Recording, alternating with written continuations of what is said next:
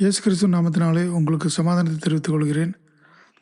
கிறிஸ்தவ சவால்கள் என்கின்ற தலைப்பின் கீழ் இன்றைக்கு நாம் பார்க்க இருக்கக்கூடிய ஒரு முக்கியமான சவால் என்னவென்றால் தொழில்நுட்ப முன்னேற்றம்.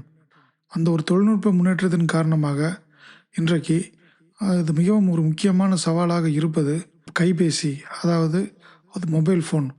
இந்த மொபைல் ஃபோனின் மூலமாக கிறிஸ்தவர்களாகிய நமக்கு ஏற்படக்கூடிய சவால்கள் என்ன? அது வேதாகமத்தின்படி நாம் எவ்வாறு இது போன்ற சவால்களிலிருந்து நம்மை பாதுகாத்துக் கொள்வது? இது போன்ற ஒரு முக்கியமான காணொளியை இன்றைக்கு நாம் பார்க்க இருக்கிறோம். இந்த படத்திலே நீங்கள் பார்த்து கொண்டிருப்பது என்னவென்றால், இது ஒரு உலகத்திலே மிக ஒரு ஃபேமஸான ஒரு ஓவியம். இது மைக்கேல் ஆஞ்சலோ என்று சொல்லக்கூடிய ஒரு நபர், இத்தாலியில் இருக்கக்கூடிய சிஸ்டைன் பேலஸ் என்று சொல்லக்கூடிய அந்த அரண்மனையினுடைய உள்ளே இருக்கக்கூடிய மேல்கூரையிலே, அது வேதாகமத்தில் இருக்கக்கூடிய அநேக கதைகளை அவர் ஒரு ஓவியமாக அவர் வரைந்திருக்கிறார். அந்த ஓவியத்திலே மிகவும் ஒரு முக்கியமான ஓவியம் என்னவென்றால், அதாவது தேவன் ஆதாமிற்கு ஒரு உயிர் கொடுப்பதற்காக அவர் தன்னுடைய கையை ஆதாமினுடைய கையிலே கையக்கருகிலே கொண்டு வருகிறார். அந்த ஆதாமினுடைய ஒரு விரலுக்கும் தேவனுடைய விரலுக்கும் இடையே ஒரு மிகச்சிறிய ஒரு இடைவெளி தான் இருக்கிறது. அது எதை குறிப்பிடுகிறது என்றால், தேவனுக்கும் நமக்கும் ஒரு மிகச்சிறிய இடைவெளி தான் இருக்கிறது என்பதை குறிக்கும் வண்ணமாக அது வரையப்பட்ட ஒரு ஓவியம். இது மிகச்சிறிய இடைவெளியானது நாம் தேவனை நோக்கி நாம் பார்க்கும் பொழுது அவருடைய விரலை தொட்டோம் என்றால் நாம் உயிர் பெறுகிறோம். நாம் ஆவிக்குள்ளாக வருகிறோம்.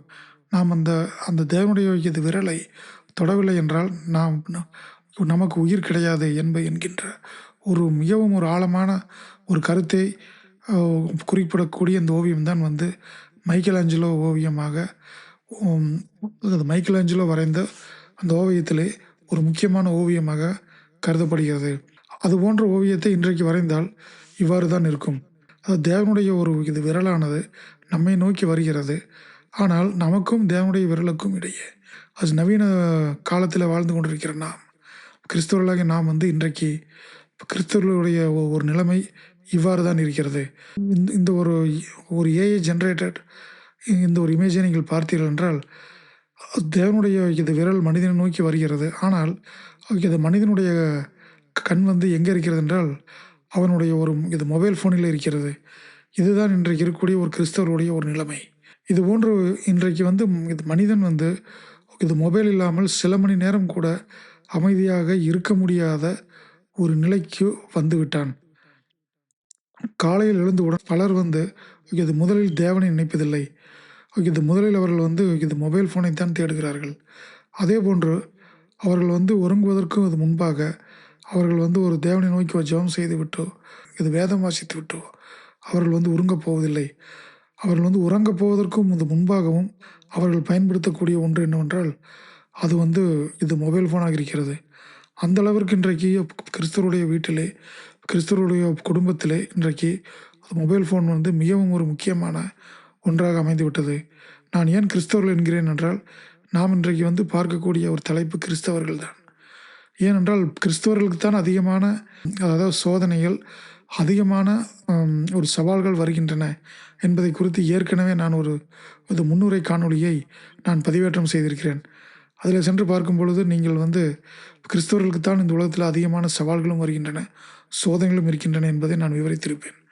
அதுபோன்று இந்த மொபைல் ஃபோனை வைத்துக்கொண்டு இருக்கக்கூடிய சவால்கள் யாருக்கு அதிகம் என்றால் கிறிஸ்தவர்களுக்கு தான் அதிகம். அதை இன்றைக்கு நாம் தொழில்நுட்பத்தை முழுமையாக தவிர்க்க முடியாத ஒரு நிலைக்கு விட்டோம்.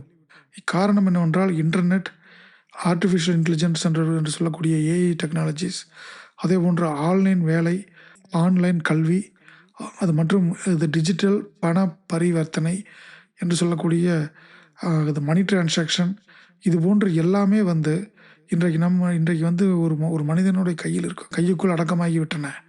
அது என்னவென்றால் அது ஒரு மொபைல் ஃபோன். எனவே இதை நாம் ஒரு தவிர்க்க முடியாத நிலைக்கு நாம் ஏதோ ஒரு வகையில் தள்ளப்பட்டு விட்டோம். இது போன்ற தொழில்நுட்பங்கள், ஒரு தொழில்நுட்ப முன்னேற்றம் அது மனிதனுடைய வாழ்க்கையில் வருவது பாவமா குற்றமா என்றால் கண்டிப்பாக பாவமோ அல்லது குற்றமோ கிடையாது. தொழில்நுட்ப முன்னேற்றங்கள் எப்பொழுதுமே நம்மளுடைய வாழ்க்கையை சீரமைக்கவும், அதை மிக வேகமாக கட்டமைக்கவும், மொபைல் ஃபோன் நம்முடைய வாழ்க்கையில் இருப்பது தவறில்லை. ஆனால் அந்த மொபைல் ஃபோனை நாம் எவ்வாறு பயன்படுத்துகிறோம் என்பதுதான் மிக முக்கியமான ஒன்றாக அமைகிறது. கத்தி வந்து எல்லா வீட்டிலேயும் நாம் பயன்படுத்துகிறோம். அந்த கத்தியை வந்து சரியாக பயன்படுத்தினோம் என்றால், அது சமையல் பண்ணுவதற்கு உதவி செய்கிறது. அதே கத்தியை நாம் ஒரு தவறான காரியத்துக்கு பயன்படுத்தினோம் என்றால், இந்த மொபைல் ஃபோனானது இன்றைக்கு இருக்கிறது. இது மொபைல் நம்முடைய கையில் இருக்கிறதா? அல்லது நாம் அது மொபைல் கையில் இருக்கிறோமா? என்பது ஒரு மிகப்பெரிய கேள்விக்குறியாக இன்றைக்கு இருக்கிறது. அதேபோன்று நாம் வந்து பயன்படுத்தக்கூடிய அந்த மொபைல் ஃபோனை அ நாம் கட்டுப்படுத்தினால் நாம் வந்து எஜமானன். ஆனால் அதே மொபைல் ஃபோன் நம்மை கட்டுப்படுத்தினால் நாம் வந்து இந்த மொபைல் ஃபோனுக்கு அடிமை. இப்பொழுது உலகத்தில் வந்து 750 கோடி 750லிருந்து 800 கோடி மக்கள் வாழ்ந்து கொண்டிருக்கிறார்கள். அப்பொழுது 800 கோடி மக்கள் கையிலே கிட்டத்தட்ட 580 கோடி அந்த மக்கள் கையிலே வந்து இன்றைக்கு மொபைல் ஃபோன் இருக்கிறது. நீங்கள் வந்து ஒரு ஆலயத்திற்கு நீங்கள் செல்லும் பொழுது, இன்றைக்கு ஆலயத்திலே இருக்கக்கூடிய அனைத்து நபர்களுடைய பாக்கெட்டிலும் இன்றைக்கு வந்து இது மொபைல் ஃபோன் இருக்கிறது. அதில் வந்து எத்தனை நபர்கள் வந்து இது மொபைல் ஃபோனை சைலண்ட் செய்து அல்லது ஆஃப் செய்துவிட்டு அவர்கள் ஆராதனைக்குள் செல்கிறார்கள் என்பதை நீங்கள் சிந்தித்து பார்க்க வேண்டும். பல நபர்கள் வந்து ஆராதனை நடக்கும் வேளையிலே எத்தனையோ நபர்கள் வந்து அந்த சபையில் உட்கார்ந்து கொண்டு ஆராதனை நடக்கும் பொழுது அவர்கள் வந்து இது மெசேஜ் செக் பண்ணுவதும், அலர்ட்ஸ் பார்ப்பதும், இமெயில் செக் பண்ணுவதும் இது போன்ற காரியங்களை செய்து கொண்டு தான் இருக்கிறார்கள். இது போன்ற காரியங்கள் வந்து அப்படி செய்யும் பொழுது தேவனுக்கு இருக்கக்கூடிய அந்த ஒரு ஒரு ஒரு முக்கியத்துவம் அந்த இடத்துல வந்து குறைகிறது. இப்பொழுது நாம் வந்து கிறிஸ்தவர்களுடைய வாழ்க்கையிலே இது மொபைல் ஃபோனை வந்து சரியாக பயன்படுத்தாமல் இது மொபைல் ஃபோனின் காரணமாக ஏற்படக்கூடிய தீமையான காரியங்கள் என்ன என்பதை நாம் பார்க்கலாம். அதில் நான் பார்க்கக்கூடிய முதல் சவால் மற்றும் துன்பம் என்னவென்றால், இன்றைய உலகில் அது மொபைல் ஃபோன் நம்முடைய நேரத்தை திருடுகிறது. அதாவது இன்றைக்கு பார்த்தோம் என்றால் ரீல்ஸ், ஷார்ட்ஸ் என்று சொல்லக்கூடிய அநேக விதமான காரியங்கள் இன்றைக்கு இருக்கின்றன. அவைகள் என்ன செய்கின்றன என்றால், நீங்கள் வந்து 1 நிமிடத்திற்கும் குறைவான அளவிலே பார்க்கக்கூடிய ஒரு வீடியோக்கள் எவ்வாறு உங்களை வந்து மகிழ்ச்சிப்படுத்துகிறது, ஒரு என்டர்டெயின்மெண்ட் பண்ணுகிறது என்பதை மிக வேகமாக வளர்ந்து கொண்டு வருகிறது. இன்றைக்கு ஜனங்கள் வந்து 1 நிமிடத்திற்கும் குறைவான ஒரு வீடியோக்களை பார்ப்பதிலே தான் வந்து இன்றைக்கு அதிகமாக நேரத்தை செலவிடுகிறார்கள். அதன் மூலமாக அவர்களுக்கு கிடைக்கக்கூடிய ஒரு என்டர்டெயின்மெண்ட், இன்பம் எங்கே சென்று நம்மளை நிறுத்துகிறது என்றால், நம்மால் வந்து ஒரு அரை மணி நேரம் உட்கார்ந்து நம்மால் வந்து ஒரு வேதாகம காணொளியையோ அல்லது வேதாகம வகுப்பு காணொளியையோ அல்லது வேதாகம செர்மன் நடக்கக்கூடிய ஒரு காணொளியையோ நம்மால் வந்து அரை மணி நேரம் பார்ப்பதற்கு யாருக்கும் வந்து இது பொறுமை இல்லை, அதே போன்று நேரமும் இல்லை. அந்த அளவிற்கு இந்த ஷார்ட்ஸ் மற்றும் ரீல்ஸ் என்று சொல்லக்கூடிய காரியங்கள் வந்து கிறிஸ்தவர்களாக நம்மை வந்து நகர்த்தி கொண்டு வந்திருக்கின்றன. அதைத்தான் வந்து எபேசியர் 5ஆம் அதிகாரம் 15லிருந்து 16 வசனங்களை சென்று பார்க்கும் பொழுது, அதாவது நேரத்தை வந்து மீட்பது என்றால் அது மொபைலுக்கான ஃபோன் நேரத்தை நாம் வந்து அதிகமான செலவிட்டு கொண்டிருப்போம்.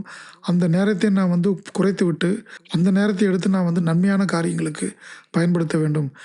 நம்மளுடைய குடும்பத்திற்காக நாம் செலவிடலாம். நம்மளுடைய நேரத்தை வந்து நம்முடைய தனிப்பட்ட ஒரு முன்னேற்றத்திற்காக செலவிடலாம். நாம் ஆவிக்குரிய விஷயத்திற்காக செலவிடலாம். எனவே அந்த நேரத்தை வந்து நாம் வந்து மீட்டுக்கொள்ள வேண்டும் என்பதை நமக்கு வந்து அது பவுல் வந்து எபேசியருக்கு எழுதின நிறுவனம் 5ஆம் அதிகாரம் 15லிருந்து 16 வசனங்களிலே அவர் வந்து குறிப்பிடுகிறார். அதே போன்று 2வதாக இது மொபைல் பயன்பாட்டின் மூலமாக நமக்கு வரக்கூடிய சவால் மற்றும் துன்பம் என்னவென்றால், நம்மளுடைய மனதை அது வந்து அசுத்தப்படுத்துகிறது. ஒரு வயல்வெளி போன்ற ஒரு இடம்தான் நம்மளுடைய மனம். அந்த ஒரு வயல்வெளியிலே நாம் வந்து நல்ல விதைகளை விதைத்தோம் என்றால் நமக்கு நல்ல பயிர்கள் அதில் விளையும். அதே ஒரு பண்பட்ட ஒரு நிலத்திலே ஒரு தேவையில்லாத ஒரு விதைகளை வந்து இது விதைத்தோம் என்றால் நம்மளுடைய நிலத்திலே வந்து தேவையில்லாத ஒரு புல் பூண்டும் தான் அதில் வந்து இது முளைக்கும். எனவே நாம் வந்து ஒரு மனதை வந்து அசுத்தப்படுத்தக்கூடிய ஒன்றாக இந்த ஒரு மொபைல் ஃபோனானது இருக்கிறது. அதைத்தான் வந்து பவுல் வந்து மிக அருமையான ஒரு வசனத்திலே குறிப்பிடுகிறார். 1 கொரிந்தியர் 6ஆம் அதிகாரம் 12ஆம் வசனம். அதில் சென்று பார்க்கும் பொழுது, எல்லாவற்றையும் எனக்கு செய்ய அதிகாரம் உண்டு, ஆனால் எதுவும் எனக்கு தகுதியாக இராது என்று குறிப்பிடுகிறார்.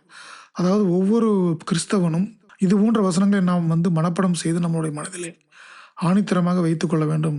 எனவே நாம் வந்து இந்த மொபைல் ஃபோனை பயன்படுத்தும் பொழுது இந்த ஒரு வசனம் இது போன்ற இந்த வசன பகுதிகளை நாம் வந்து நம்முடைய மனதிலே வைத்துக்கொள்ள வேண்டும்.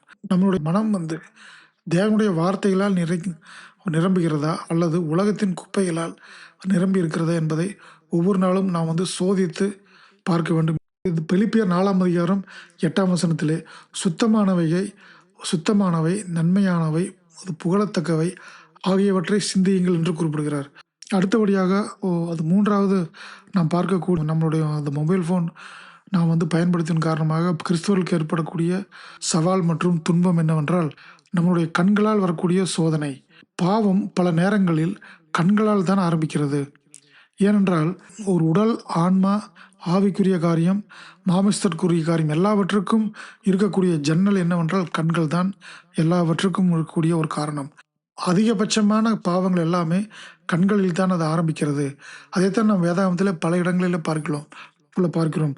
அதற்கு உதாரணமாக ஏவாள் கனியை பார்த்தால், தாவீது பத்சேபாளை பார்த்தாள். அதன் மூலமாக அவர்களுக்கு ஏற்பட்ட பாவம் என்ன, அவர்கள் செய்த பாவம் என்ன என்பதை நாம் வேதாகமத்திலே படிக்கிறோம். எனவே பல சோதனைகள் நமக்கு வரக்கூடியது கண்களின் வழியாகத்தான் வருகிறது. கண்கள் தான் வந்து நம்மளுடைய இருதயத்திற்குள் செல்லக்கூடிய ஒரு சேனல், அதாவது வந்து ஒரு வழி என்று நாம் பார்க்கலாம். எனவே ஒவ்வொரு கிறிஸ்தவனும் தன் கண்களுக்கு எல்லை வைக்க வேண்டும். எல்லாம் பார்க்கலாம் என்று நினைப்பது மிகவும் ஒரு ஆபத்தான விஷயத்தில், ஒரு விபரீதத்தில் கொண்டு போய் விடும். பார்க்கும் விஷயம் வந்து என்னவாக மாறும் என்றால் சிந்தனையாக மாறும். ஒரு விஷயத்தை பார்த்துவிட்டு அது வந்து மனதிலே சென்று அது சிந்தனையாக மாறும். அந்த சிந்தனை அதுக்கு அடுத்தபடியாக அது என்ன செய்யும் என்றால் ஆசையை நம்முடைய இது மனதிலே உருவாக்கும். அவ்வாறு ஆசையை தூண்டிவிட்டு அதற்கு அடுத்தபடியாக அதோடு நிற்காது. அதற்கு அடுத்தபடியாக நாம் என்ன செய்வோம் என்றால் செயலில் இறங்கி விடுவோம். அவ்வாறு செயலில் இறங்கியவுடன் அதற்கு பின்பாக வருவது பாவம். இவ்வாறு தான் வந்து பாவம் வருகிறது. எப்பொழுதுமே நம்ம கண்களுக்கு எதை பார்க்க வேண்டும், எதை பார்க்கக்கூடாது என்கின்ற ஒரு தடையை நாம் வந்து வைக்க வேண்டும். அதைத்தான் வந்து இயேசு கிறிஸ்து என்ன குறிப்பிடுகிறார் என்றால், உன்னுடைய கண்கள் வந்து உன்னை பாவம் செய்வதற்கு தூண்டினால் அந்த கண்களை அது பிடுங்கி போடு. உன்னுடைய கை உனக்கு பாவம் செய்ய தூண்டினால் அந்த கையை தரித்து போடு என்று குறிப்பிடுகிறார். அதனுடைய பொருள் வந்து நம்முடைய கண்கள் பாவம் செய்தால் கண்களை வந்து அது பிடுங்குவதோ இல்லை கைகளை வெட்டி போடுவதோ கிடையாது. நாம் கண்களை இது பிடுங்கினாலும் கையை வெட்டினாலும் நம்மால் பாவம் செய்ய முடியும். அந்த இடத்துல இயேசு கிறிஸ்து என்ன குறிப்பிடுகிறார் என்றால், அது மனதை கட்டுப்படுத்த வேண்டும் என்பதைத்தான் இந்த இடத்துல குறிப்பிடுகிறார். கண்கள் இருந்தாலும் கைகள் இருந்தாலும் நாம் வந்து நம்முடைய மனதை கட்டுப்படுத்தினால் எல்லாமே சரியாகும் என்பதை அவர் குறிப்பிடுகிறார். அதாவது சங்கீதம் 101 அது 3ஆம் வசனத்திலே, என் கண்களுக்கு முன் தீய காரியத்தை வைக்க மாட்டேன் என்று குறிப்பிடுகிறார். அடுத்தபடியாக 4வதாக பார்த்தோம் என்றால் சவால் மற்றும் துன்பம் என்னவென்றால், இந்த ஒரு மொபைல் ஃபோனானது நம்முடைய ஜெப வாழ்க்கையை பலவீனப்படுத்துகிறது. கிறிஸ்தவர்கள் தூங்குவதற்கு அது முன்பாக அவர்கள் வந்து அது மொபைல் ஃபோனை பார்த்துவிட்டு தான் தூங்குகிறார்கள். அதே போன்று அது பெட்டை விட்டு எழுந்தவுடன் அவர்கள் பார்க்கின்ற அது முதல் பொருள் இன்றைக்கு வந்து அது மொபைல் ஃபோனாக மாறிவிட்டது. இப்படிப்பட்ட ஒரு நிலையிலே நான் வந்து எங்கே நாம் வந்து ஜெபம் செய்கிறோம், அதற்காக எப்பொழுது நாம் வந்து நேரத்தை தேவனுக்காக நாம் வந்து பயன்படுத்தினோம் என்று பார்க்கும் பொழுது அது மிகவும் வேதனையாக இருக்கிறது. ஜெப வாழ்க்கையை அது வந்து பலவீனப்படுத்துகிறது. ஜெபம் செய்வதற்கு நேரம் இல்லாமலும் இந்த வேத வாசிப்புக்கு நேரம் இல்லாமலும் அது சென்று விடுகிறது என்பதுதான் மிக முக்கியமான ஒன்று. கிறிஸ்து என்ன குறிப்பிடுகிறார் என்றால், அது மத்தேயு 26ஆம் அதிகாரம் 41ஆம் வசனத்திலே அது விழித்திருந்து ஜெபம் செய்யுங்கள் என்று குறிப்பிடுகிறார். இயேசு சீசர்களிடம் வந்து ஜெபம் சொன்னார், ஆனால் அவர்கள் தூங்கிவிட்டார்கள். இன்று பல கிறிஸ்தவர்கள் வந்து உடலால் தூங்கவில்லை, ஆனால் இது மனதால் தூங்கி கொண்டிருக்கிறார்கள் என்பதைத்தான் நாம் இங்கே வந்து எடுத்துக்கொள்ள வேண்டும். காரணம் என்னவென்றால், அது மனதிலே நாம் வந்து ஜெபம் செய்ய வேண்டும் என்று நினைத்தாலே உங்களுக்கு தூக்கம் வரக்கூடாது, உங்களால் ஜெபம் செய்ய முடியும் என்பதை சொல்கிறார். அதே போல் தான் வந்து இது விழித்திருங்கள் என்றால், இது போன்ற இது மொபைல் ஃபோன் இது போன்ற காரியத்திலே நாம் வந்து அகப்பட்டு அதில் வந்து அடிமைப்பட்டு நாம் வந்து தூங்கி கொண்டிருக்காமல், நாம் இது போன்ற காரியங்களிலிருந்து நாம் இது விழித்திருந்து நாம் வந்து ஜாக்கிரதையாக இருந்து நாம் வந்து தேவனுடைய காரியத்திற்காக நேரத்தை செலவிட வேண்டும், தேவனோடு ஜெபிக்க வேண்டும், அவருடைய வசனத்தை நாம் படிக்க வேண்டும் என்பதைத்தான் இந்த இடத்துல வந்து குறிப்பிடுகிறார். ஜெபிக்க ஆரம்பித்தவுடன் நோட்டிஃபிகேஷன் வரும், பைபிள் படிக்க ஆரம்பித்தவுடன் மெசேஜ் வரும். அதனால் ஜெப நேரத்தில் இது மொபைல் வந்து சைலண்டாக நாம் வைத்திருக்க வேண்டும் என்பதை நாம் வந்து நம்முடைய இது மனதில் வைத்துக்கொள்ள வேண்டும். 5வதாக நாம் வந்து இப்போ இருக்க மொபைல் ஃபோனால் நாம் வந்து கிறிஸ்தவருக்கு இருக்கக்கூடிய சவால் மற்றும் துன்பம் என்னவென்றால், குடும்ப உறவை அது பலவீனப்படுத்துகிறது. பார்த்தோம் என்றால் நம்முடன் இருப்பவர்களை விட்டுவிட்டு திரையில் இருக்கும் உலகத்தோடு வாழ்ந்து கொண்டிருக்கிறோம். அதாவது வந்து இன்னைக்கு இருக்கக்கூடிய ஒரு குடும்பத்தில் இருக்கக்கூடிய ஒரு மிக முக்கியமான ஒன்று என்னவென்றால், குடும்ப உறவு. கணவனுக்கும் மனைவிக்கும் இடையே இருக்கும் உறவு, தாய், தகப்பன் மற்றும் குழந்தைகளுக்கு இடையே இருக்கக்கூடிய உறவு. இது போன்ற உறவுகளிலே இன்றைக்கு மிக அதிக அளவிலே இது விரிசல் விழுந்து விட்டது. தேவனிடத்தில் இருக்கக்கூடிய உறவிலே விரிசல் விழுந்து விட்டது. அதற்கு காரணம் என்னவென்றால், அதற்கு ஒரே காரணம் அது மொபைல் ஃபோன்.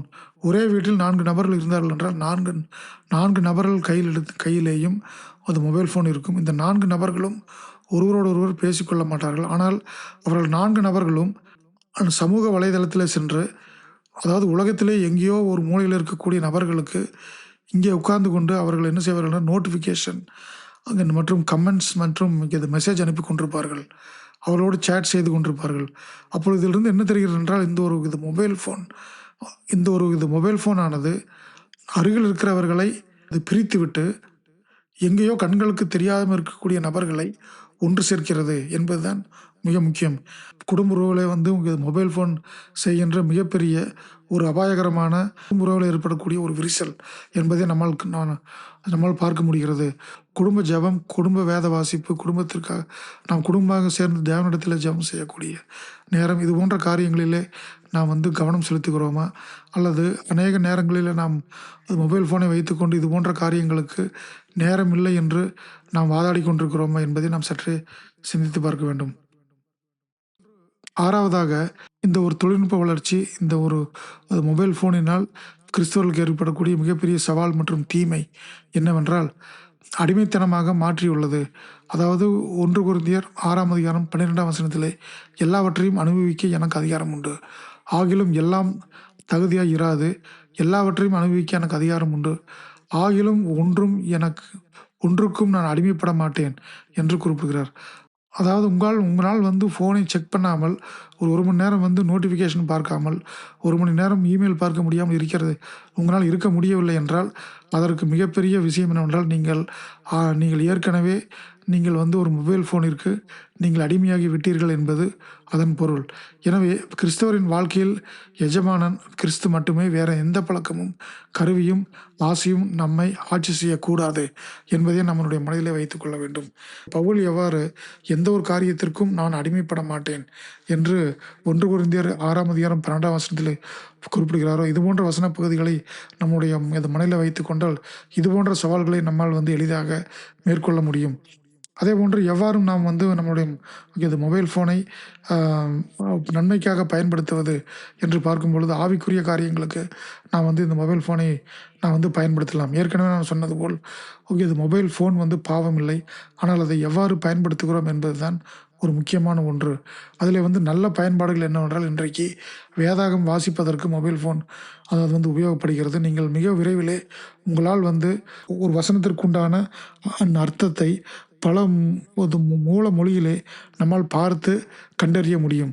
ஒரு எபிரேய பைபிளிலே என்ன குறிப்பிடுகிறது, அந்த கிரேக்க பைபிளில் என்ன குறிப்பிடுகிறது, ஒரு மூல வசனம் என்ன குறிப்பிடுகிறது, இது போன்ற காரியங்களிலே வந்து மிக விரைவிலே நம்மால் வந்து கண்டறிய முடியும். இது வேதம் வாசிப்பதற்கு இது மிகவும் பயனுள்ளதாக இருக்கிறது.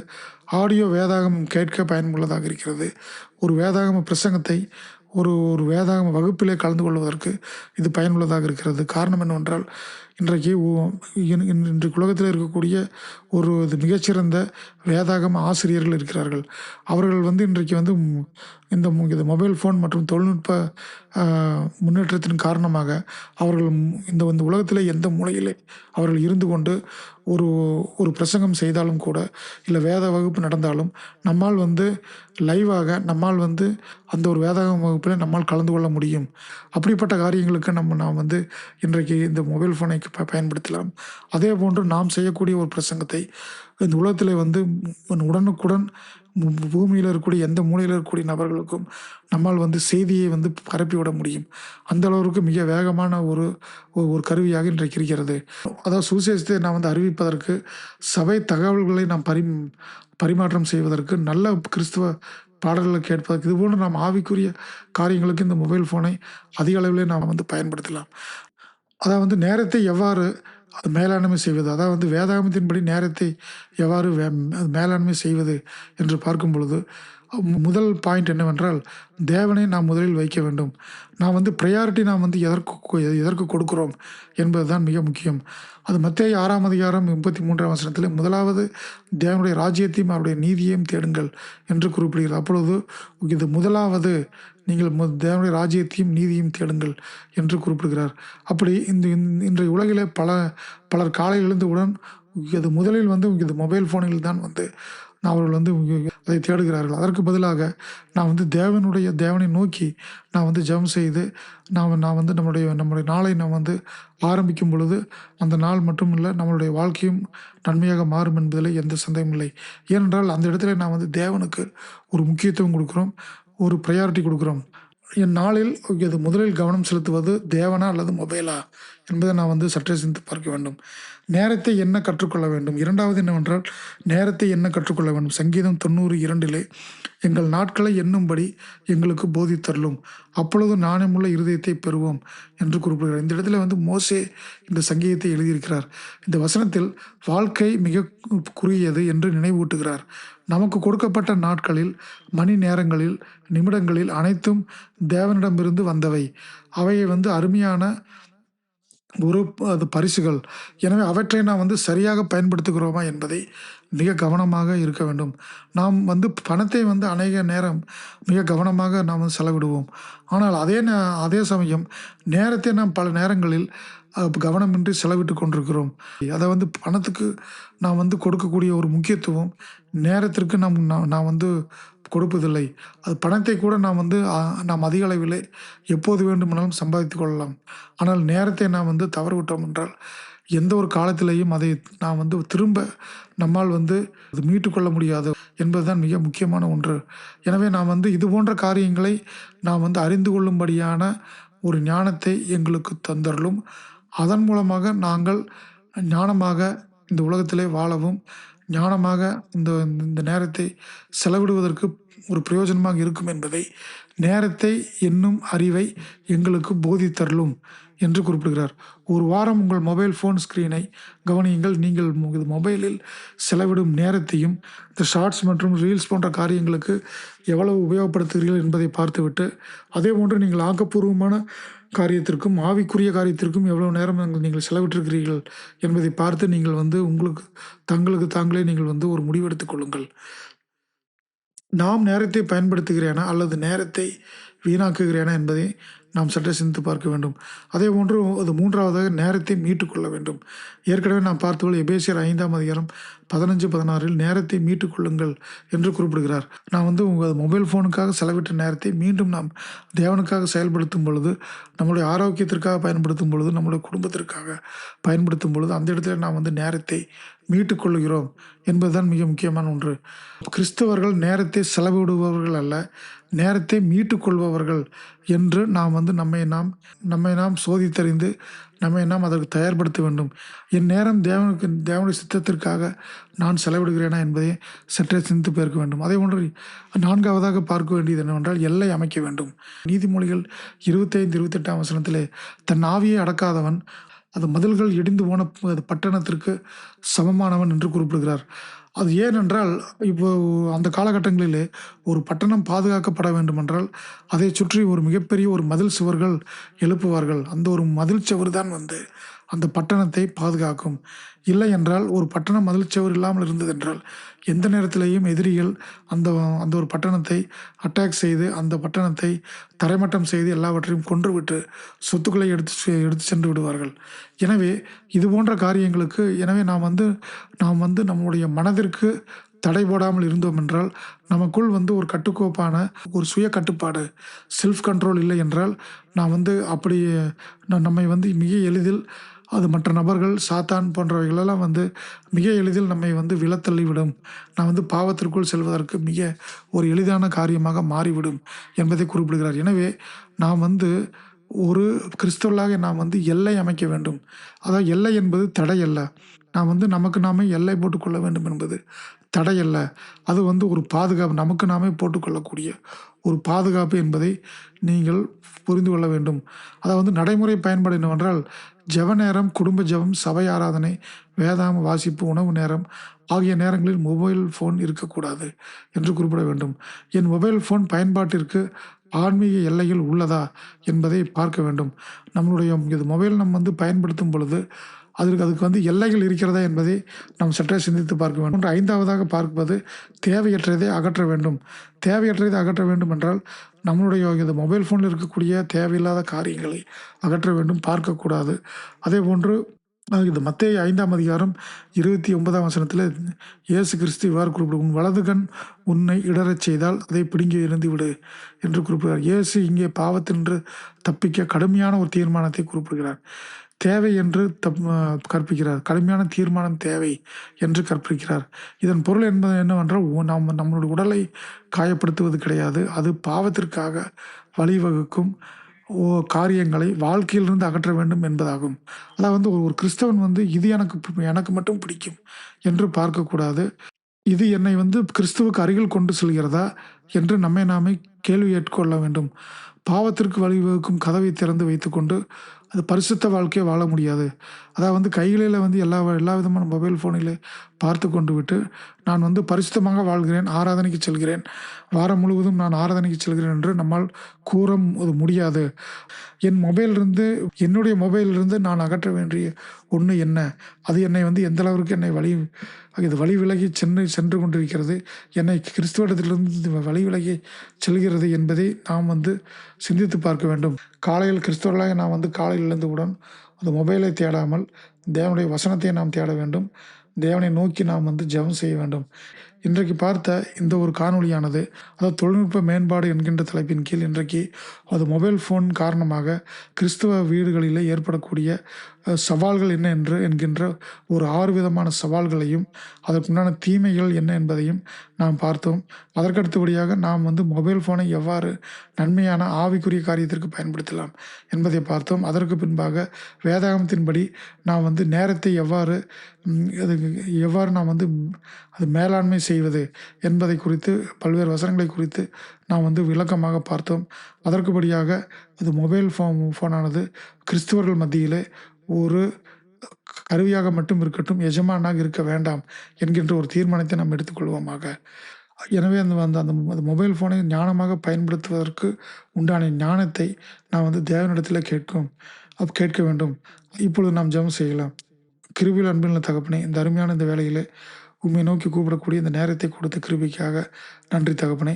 உம்முடைய குமாரனை எங்களை பாவங்களுக்காகவும் மீறுதலுக்காகவும் கல்வாரி சிலுவையில் ஒப்புக் கொடுத்து நீர் எங்களை இது மீட்டு கொண்டு எங்களுக்கு நித்திய ஜீவன் என்கின்ற ஒரு நம்பிக்கையை கொடுத்திருப்பதற்காக நன்றி தகப்பனே. இன்றைக்கு நாங்கள் தியானித்த இந்த ஒரு கிறிஸ்தவ சவால்கள் என்கின்ற தலைப்பின் கீழ் இந்த மொபைல் ஃபோனை நாங்கள் வந்து பயன்படுத்தி கொண்டிருக்கிறோம். ஒவ்வொரு வீட்டிலும், ஒவ்வொரு குழந்தைகள் கையிலும், ஒவ்வொரு பெரியவர்கள் கையிலும் இன்றைக்கு இருந்து கொண்டிருக்கிறது. இந்த மொபைல் ஃபோனை வந்து எங்களுடைய கிறிஸ்துவ வாழ்க்கைக்கும் ஆவிக்குரிய வாழ்க்கைக்கு தடையாக இல்லாமல் அதை நாங்கள் ஞானமாக பயன்படுத்தக்கூடிய கூடும் விதமான அந்த ஞானத்தை இந்த செய்தியை கேட்டுக்கொண்டிருக்கிற ஒவ்வொரு குடும்பங்களுக்கும், ஒவ்வொரு நபர்களுக்கும் நீர்தாமே கொடுக்க வேண்டுமாய் உம்மிடத்தில் கெஞ்சி மன்றாடி கேட்டுக்கொள்கிறேன். துதிக்கான மகிமை எல்லாம் முக்கிய செலுத்துகிறோம். இயேசு இன்ப நாமத்தில் வேண்டிக் கொள்கிறேன். எங்கள் ஜீவனுள்ள அன்பில் தகப்பனே, ஆமென்.